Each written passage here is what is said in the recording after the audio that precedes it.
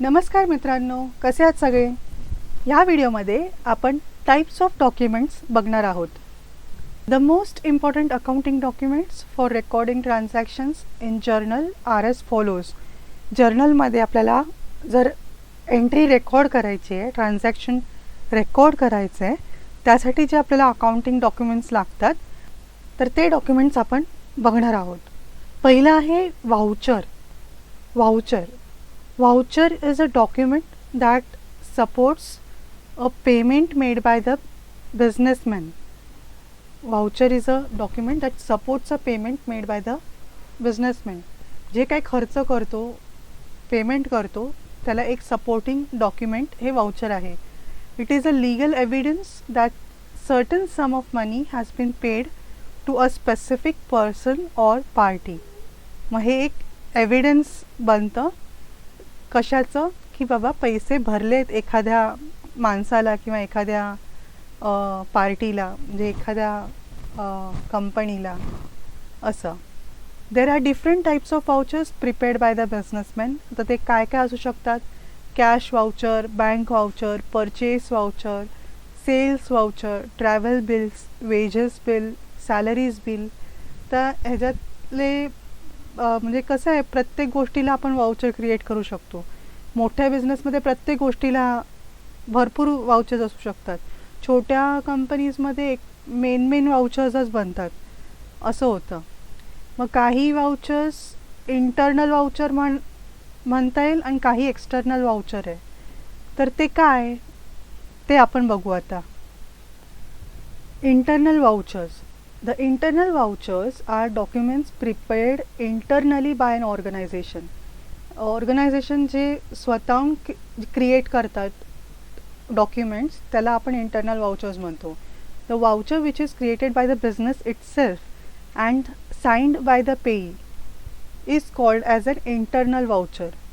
मग म्हणजे आपण पेयर आहोत आणि ज्याला आपण पे केलं त्याच्याकडून आपण सही घेतो कन्फर्मेशनसाठी.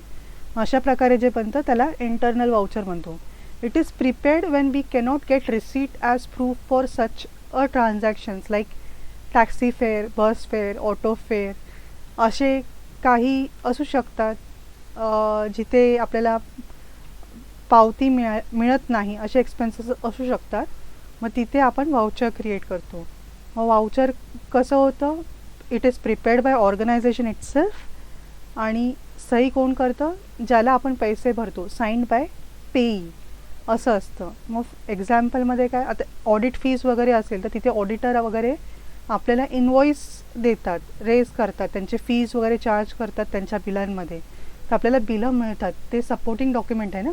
पण जिथे सपोर्टिंग डॉक्युमेंट मिळत नाही, जसं टॅक्सी फेअर असेल, बस फेअर असेल किंवा अजून काही असू शकतं, तर जिथून आपल्याला रिसीट मिळालं नाही आहे तर तिथे मग आपण ॲज अन ऑर्गनायझेशन प्रूफ नाही आहे म्हणून आपण एक डॉक्युमेंट इश्यू करणार आणि त्या पेईकडून सही करणार. तर पेई काय डायरेक्ट टॅक्सीवाला सही करणार नाही, आपलं कोणीतरी बेनिफिट घेतलं असणार ना, जे आपला एम्प्लॉई असेल किंवा कंपनीचा अदर पर्सनल असेल, तो त्याने ती टॅक्सी वापरली आहे आपल्या कंपनीच्या कामासाठी. मग तो कंपनीचा खर्च आहे.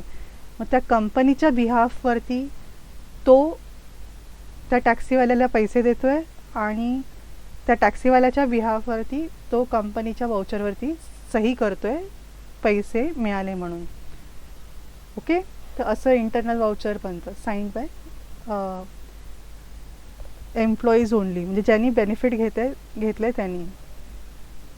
मग एक्सटर्नल वाउचर म्हणजे काय? These vouchers are documents generated from outside the business. तर हे आपण नाही बनवले, बाहेरून मिळालेले आहेत. बाहेरचे वाउचर्स जास्त रिलायबल असतात कारण की आतले आपण कसे पण स्वतःहून बनवू शकतो. तर रिलायबिलिटी म्हणजे ऑडिट वगैरे करताना सुद्धा बाहेरचे वाउचर्स जास्त आपण रिलाय करतो इंटरनल वाउचर्सपेक्षा. These vouchers are documents generated from outside the business. It is a document received from an outside agency regarding the business transactions. आता टॅक्स इनवॉइस असेल, receipt from seller for the purchase of goods or stationery. आपण काही stationery विकत घेतली तर आपल्याला त्याचा पण इनवॉइस मिळेल. मग जे काय इश्यूड बाय आउटसाइडर आहे आणि मग त्याच्यात काय काय असू शकतं, tax invoice, receipts, debit note, credit note, cash memo, असे वेगळे बाहेरच्या लोकांनी इश्यू केलेले डॉक्युमेंट्स असतात. तर ह्याला आपण एक्सटर्नल वाउचर म्हणू. आता बघू आपण journal voucher. Journal voucher is basic or original voucher on the basis of which the transactions should be journalized in journal book. Journal वाउचरच्या बेसिसवरती आपण आपल्या जर्नलमध्ये ट्रान्झॅक्शन एंट्री पास करतो. आता परत म्हणजे कसं आहे, हे मोठ्या कंपनीजमध्ये वगैरे होत असेल, पण छोट्या छोट्या फॉर्ममध्ये प्रत्येक ट्रान्झॅक्शनसाठी असं जर्नल वाउचर बनवलं जात नाही ॲक्च्युअलमध्ये. आता मोठ्या कंपनीमध्ये मग ह्याच्यात काय असणार, name of the firm, voucher name, transaction number, date, कुठल्या अकाउंट. आता समजा डेप्रिसिएशनची एंट्री आहे, तर आपण डेप्रिसिएशनला डेबिट करतो आहे, नेम ऑफ डेबिट अकाउंट आणि नेम ऑफ क्रेडिट अकाउंट म्हणजे ॲसेट कुठलं तरी डेप्रिसिएट केलं ना, म्हणजे समजा कम्प्युटरला आपण डेप्रिसिएट करतो आहे, तर टू कम्प्युटर अकाउंट अशी आपली एंट्री असणार.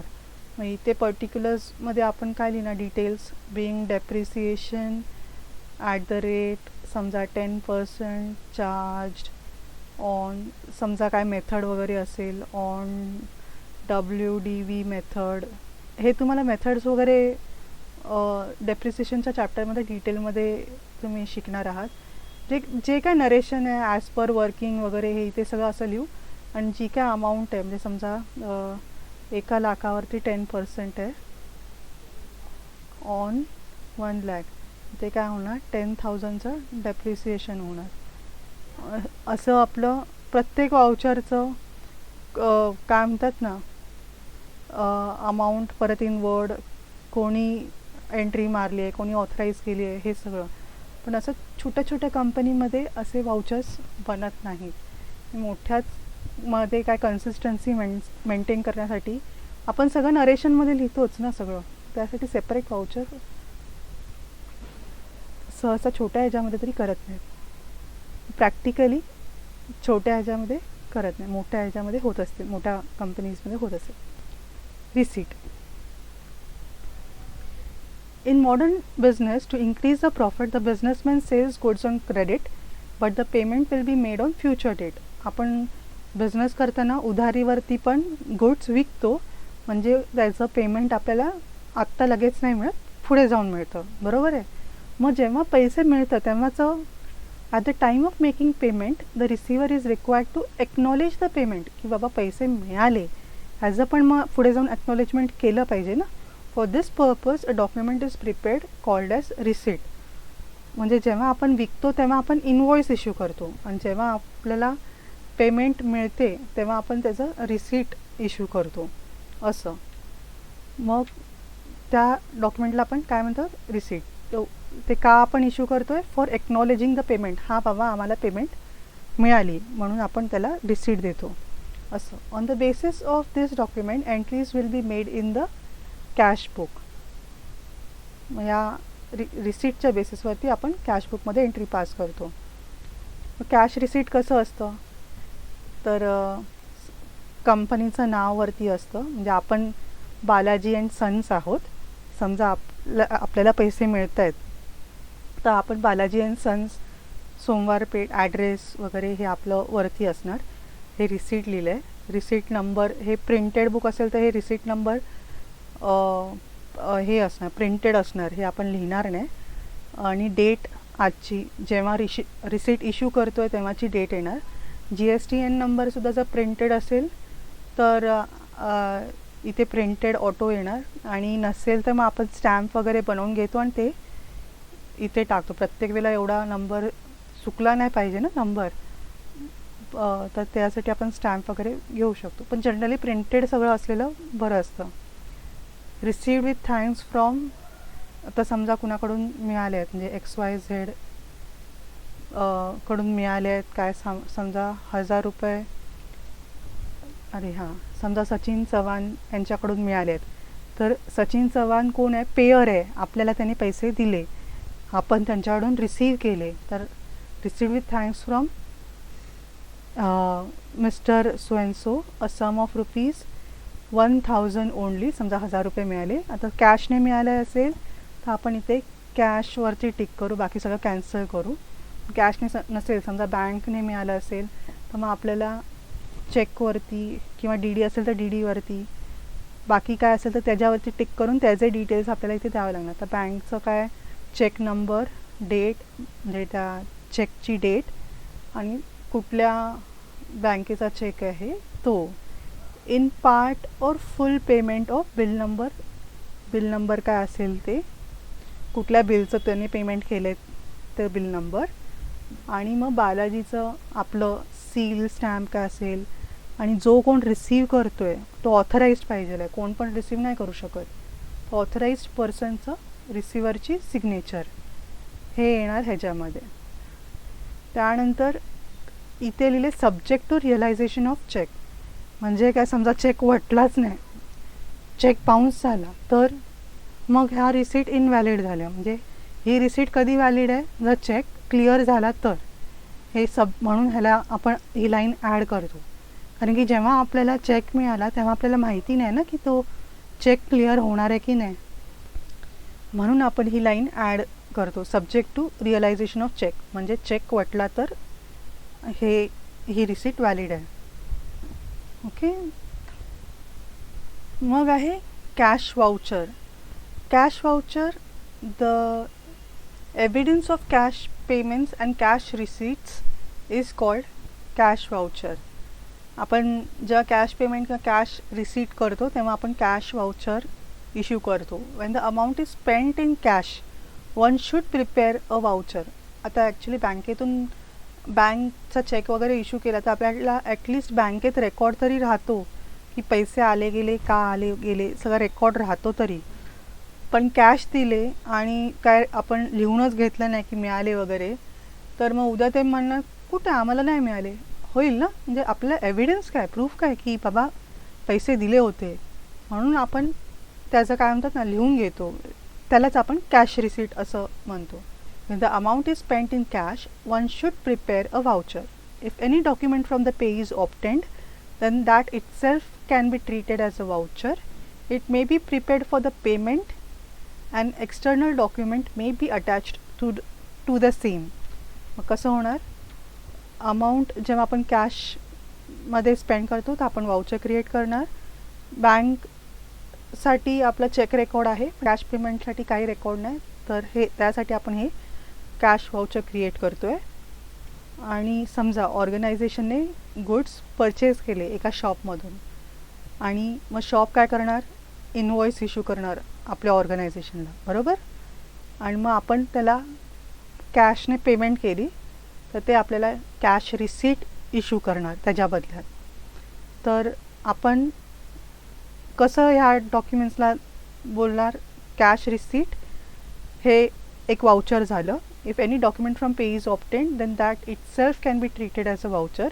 समजा त्या लोकांनी कॅश रिसीट दिलं, आपण पे करतो आहे ना त्यांना कॅश, त्यांनी कॅश रिसीट दिलं तर त्यालाच आपण वाउचर म्हणून कन्सिडर करू. आणि त्याला एक्सटर्नल डॉक्युमेंट म्हणजे काय, इनवॉइस मिळालं ना आपल्याला, परचेस केलं गुड्स, तर त्या इनवॉइसच्या अगेन्स्ट, त्या परचेसच्या अगेन्स्ट आपण ही पेमेंट केली असं त्याला आपण इनवॉइस अटॅच करू. रिलेव्हंट म्हणजे त्या पेमेंटचं इन्फॉर्मेशन झाली मग ती. आणि जर कॅश रिसीट इश्यू केली नसेल त्या लोकांनी तर मग आपण कॅश वाउचर इश्यू करणार आणि त्यांच्याकडून सही, ज्याला पैसे देणार त्याच्याकडून सही घेणार, बाबा तुम्हाला पैसे मिळाले. मग हे एक झालं प्रूफ की कॅश पेमेंट केलं आहे, त्याचं हे प्रूफ झालं. It is a document on the basis of which entries will be made in the cash book. Cash receipt असो किंवा कॅश वाउचर असो, आपण त्याच्या बेसिसवरती कॅश बुकमध्ये एंट्रीज पास करणार. असं असतं आपलं कॅश वाउचर.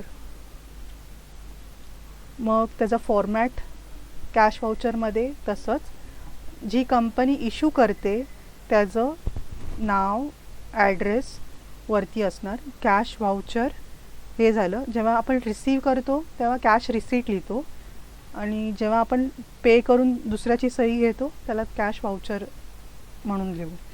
तर मग समजा आपण नकुल अँड कंपनी आहे आणि आपल्याला एखाद्या आपण जे खर्च केला एखादी पेमेंट केली त्याची आपल्याला कॅश रिसीट मिळाली नाही, तर मग आपण काय करणार, कॅश व्हाउचर इश्यू करणार.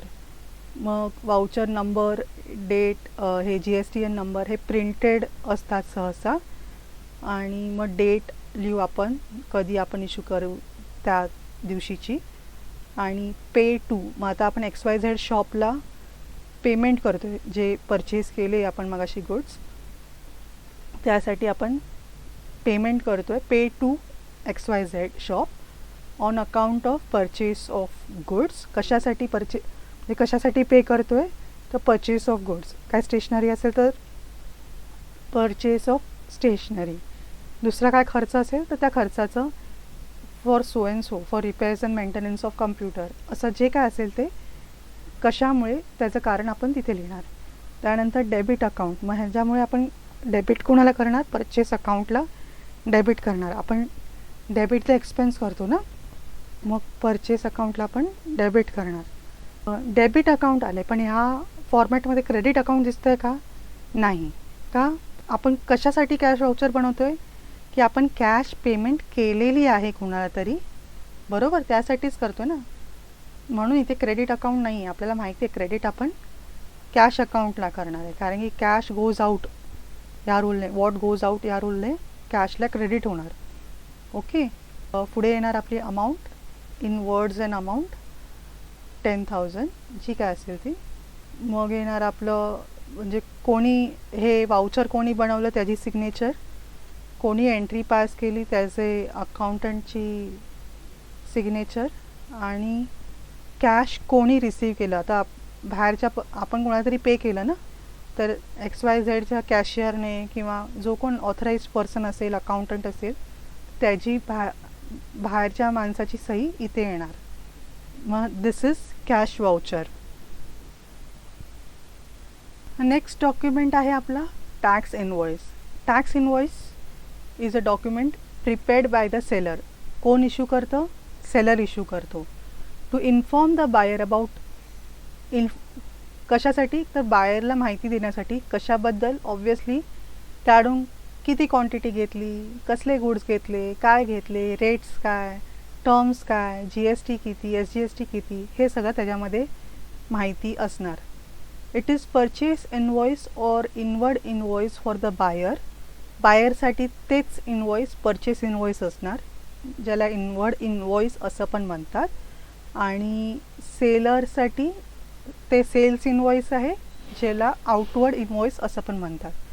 The entries in the purchase books are made on the basis of purchase invoice.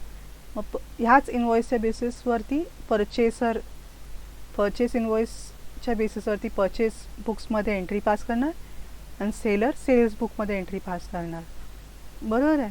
तर tax invoice is sent by the seller to the buyer when goods are supplied by him. जेव्हा seller goods विकतो तेव्हा तो tax invoice issue करतो आणि बायरला देतो. Tax invoice त्याचा format बघूया. फॉर्मॅट आपल्याला GSTमध्ये रजिस्टर्ड असेल तर GSTमध्ये काही स्पेसिफिक रिक्वायरमेंट असतात, ते पण फॉलो करावं लागतात. आता हल्ली QR कोड वगैरे पण मॅन्डेटरी झाले आहे. तुमचा स्पेसिफिक टर्नओव्हरच्या वरती एंटिटीचं टर्नओव्हर असेल तर, आणि RCM वगैरेच्या गोष्टी पण आहेत, त्या इथे दिले नाही आहेत. ते तुम्हाला प्रॅक्टिकली जेव्हा तुम्ही काम करायला सुरुवात कराल तेव्हा कळेल.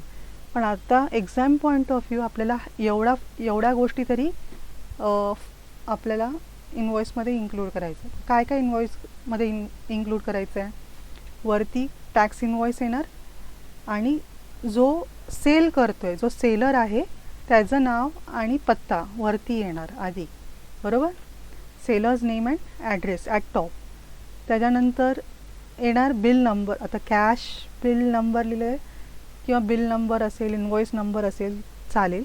GSTN नंबर हे सहसा प्रिंटेड असतं, प्रिंटेड बुकमध्ये नंबर, इनवॉइस नंबर पण प्रिंटेड असतं. आणि GSTN नंबर पण प्रिंटेड असतं. इनवॉइस नंबर सिरियली असतात 1 2 3 4 जे काय असेल ते. त्यानंतर डेट हे येतं. मग येतं कस्टमरचं नाव. मग आता सपोज परचेसर नकुल अँड कंपनीने परचेस केलं आहे, तर सुनीलने सेल केलं आहे, तर सुनील नकुलसाठी इनवॉइस इश्यू करणार. नकुल अँड कंपनी परचेसरचं नाव आणि पत्ता हे टाकणार. त्याच्यानंतर काय परचेस केलं, तर समजा बिस्किट आहे, त्याचा HSN नंबर येणार. HSN नंबर काय असतं हे आता आपण एक दोन व्हिडिओ नंतर आपण GST रेट कसं GST कसं कॅल्क्युलेट करायचं तेव्हा आपण HSN SAC रेट कसं आणि कुठे बघायचं ते पण आपण बघू. कुठल्या साईटवर जाऊन बघायचं असं ते पण मी दाखवेन तुम्हाला. आत्तापुरतं एवढंच लक्षात ठेवा की ते आपल्याला HSN नंबर द्यावा लागतो. मिनिमम 4 डिजिटचा असतो. एक्सपोर्टसाठी वगैरे असेल तर 8 डिजिटचा पूर्ण कोड द्यावा लागतो. त्यानंतर रेट आहे, क्वांटिटी आहे, मग टॅक्सेबल अमाऊंट, ह्या अमाऊंटवरती आपण GST रेट कॅल्क्युलेट 100 × 1000 1 लाख. मग ह्याच्यावरती आपण इथे 5%ने GST घेतलं आहे. सिम्पल कॅल्क्युलेशनसाठी 5% घेतलं आहे.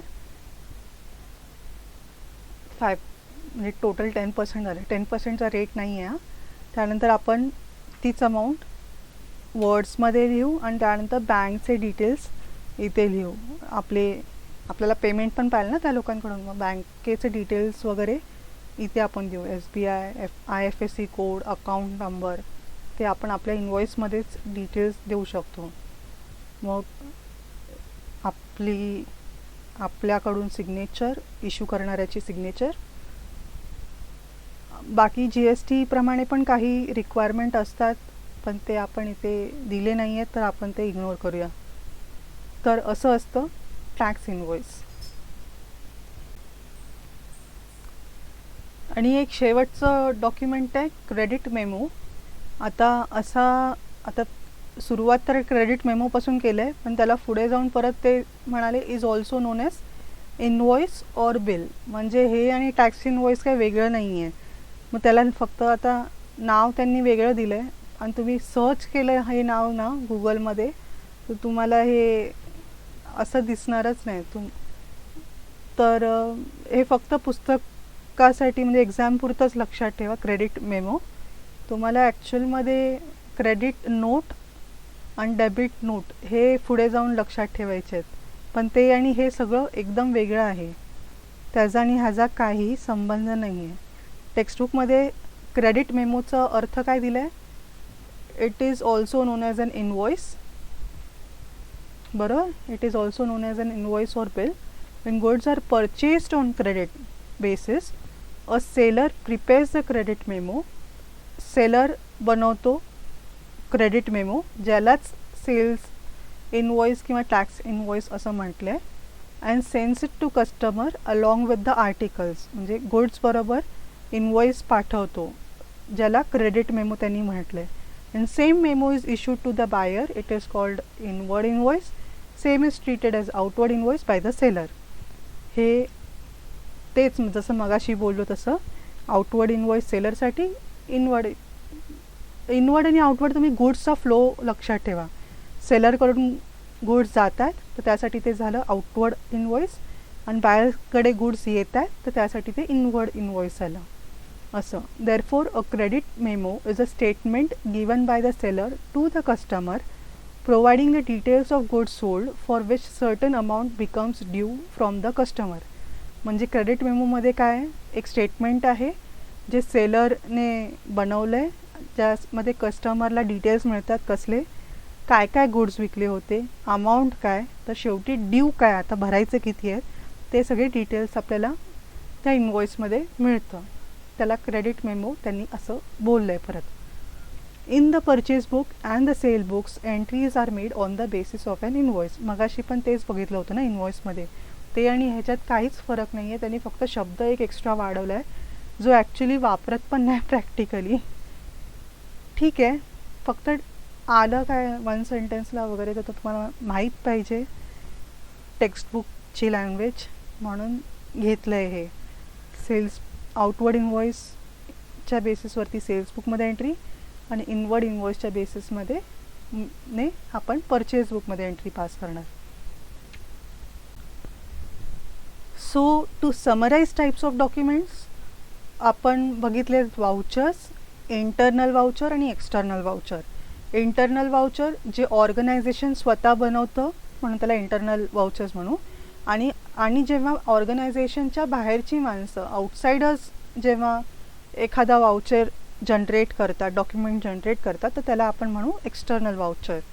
मग कॅशच्या बेसिसवरती आपण बघू, जेव्हा आपल्याला कॅश मिळते तेव्हा आपण कॅश रिसीट इश्यू करतो आणि जेव्हा आपण कॅश पे करतो आणि त्याच्या बदल्यात आपल्याला कॅश रिसीट मिळत नाही मग आपण कॅश वाउचर इश्यू करतो.